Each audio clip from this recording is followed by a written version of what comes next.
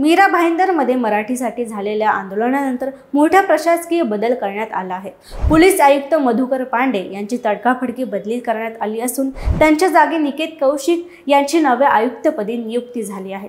मंगळवारी मनसे ठाकरे गट आणि एकीकरण समितीने मराठीसाठी आंदोलन आयोजित केलं होतं, मात्र या आंदोलनाला परवानगी नाकारण्यात आली होती। परवानगी नसताना आंदोलक रस्त्यावर उतरल्याने पोलिसांनी त्यांना ताब्यात घेतलं, ज्यामुळे मराठी जनतेमध्ये तीव्र संताप निर्माण झाला। यावरून आंदोलन चिघळण्याची स्थिती निर्माण झाली। मुख्यमंत्र्यांनी या प्रकरणाची दखल घेत पोलीस महासंचालकांकडे चौकशीची मागणी केली होती। यानंतर आयुक्तांवर कारवाईचे संकेत मिळाले होते। अखेर बुधवारी मधुकर पांडे यांची बदली करण्यात आली।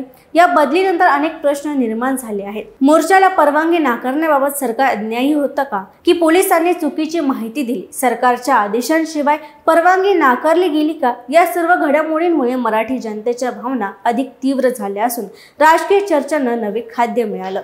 यावर तुम्हाला काय वाटतं आम्हाला कमेंटमध्ये नक्की कळवा आणि पाहत राहा सत्य पे सत्ता, म्हणजे थोडक्यात पण महत्त्वाचं।